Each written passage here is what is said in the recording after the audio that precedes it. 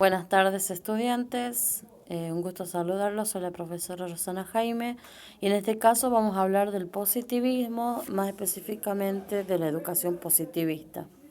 ¿Sí? Recordemos que el positivismo es una corriente filosófica o paradigma también conocido de la geografía, ¿sí? Que va a surgir a fines del siglo XIX. Pensemos que la geografía es una ciencia muy antigua y que es considerada disciplina hasta conformarse en la edad moderna en el positivismo como ciencia.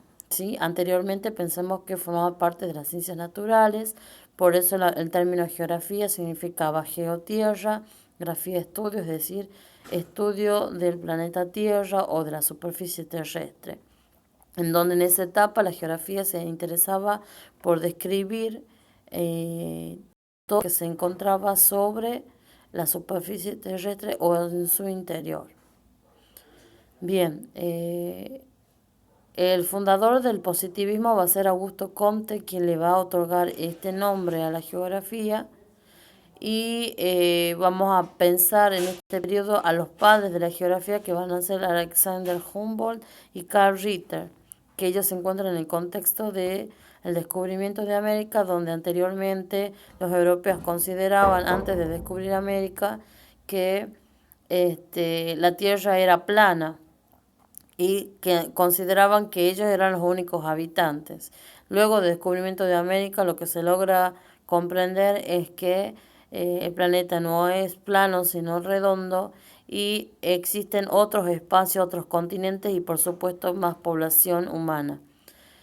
Lo primero que van a desear hacer los investigadores es conocer este nuevo continente y conocer todo lo que se puede obtener de ellos, en especial los recursos naturales, así también como plantas, vegetales y alimentos que son autóctonos antes conocidos y que colaboró con Europa para culminar el hambre. Bien, en tanto la educación positivista, vamos a decir que cuando hablamos de un docente que se para dentro de la corriente positivista, estamos hablando de ese docente que es inflexible, ¿sí? Con mentalidad cerrada, individualista y acrítico, ¿ah?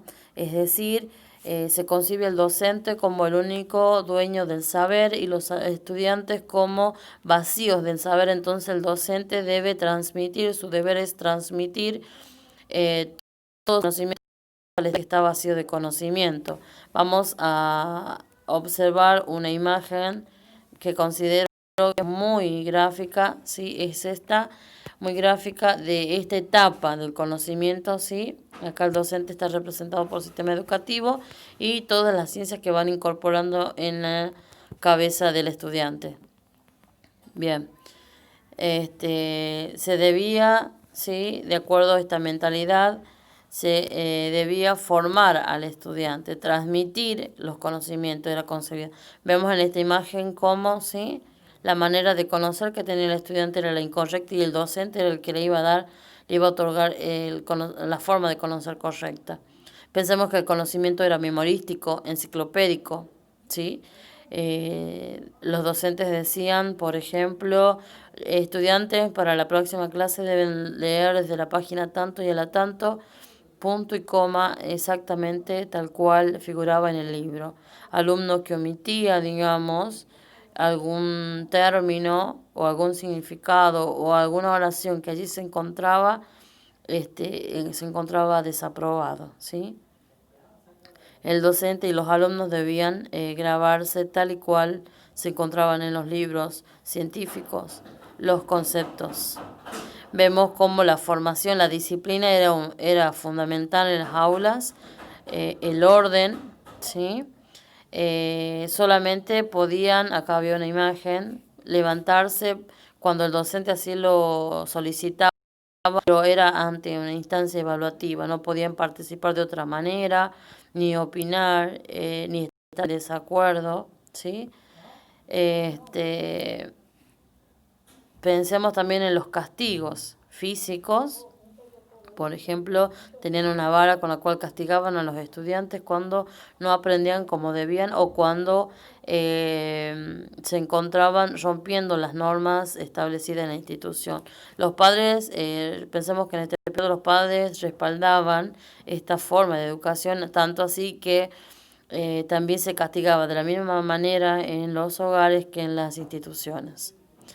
Cuando un alumno le iba mal en las materias o en la disciplina, se lo colocaba al frente o en la esquina del aula con un bonete, ¿sí? O con un sombrero con forma de burro para representar, digamos, a aquel modelo que no deberían calzar. Si escribían malas palabras, como ven acá en esta imagen, debían copiar en todo el pizarrón hasta que aprendieran a escribir correctamente. Acá les quería mostrar una imagen donde se ve cómo fue, ¿sí? La que se encuentra al lado izquierdo, cómo fue en ese periodo y cómo va a cambiar en la actualidad. Donde acá ven cómo los padres reclaman al niño porque tienen esas notas y luego cómo en la actualidad cómo el niño abusa del respaldo de los padres al docente porque le coloca esas notas. ¿Sí? Bien, acá vemos la posición del maestro y la posición de los estudiantes. Una aula exitosa era concebida así. Recuerden que el dictado era una de las estrategias más comunes en esa etapa, la escritura, la ortografía. Pero no todo lo que consideramos negativo y positivo es negativo, ¿sí? Pensemos que ha permitido esta corriente darle forma científica a la geografía, y que en ese momento de alguna manera era necesaria esta forma de aprendizaje.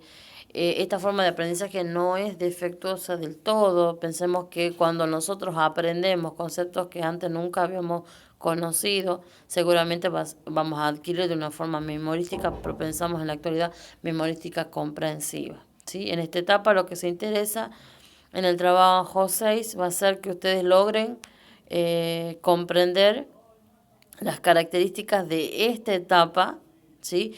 Cómo eran los docentes y cómo eran los estudiantes. Sin embargo, ustedes van a trabajar también de ver cómo en la actualidad, incluso aunque esta perspectiva ya es muy antaña, muchos docentes la continúan desarrollando. Espero haya sido comprensible esta clase y hayan logrado comprenderla. Nos estamos viendo. Saludos cordiales.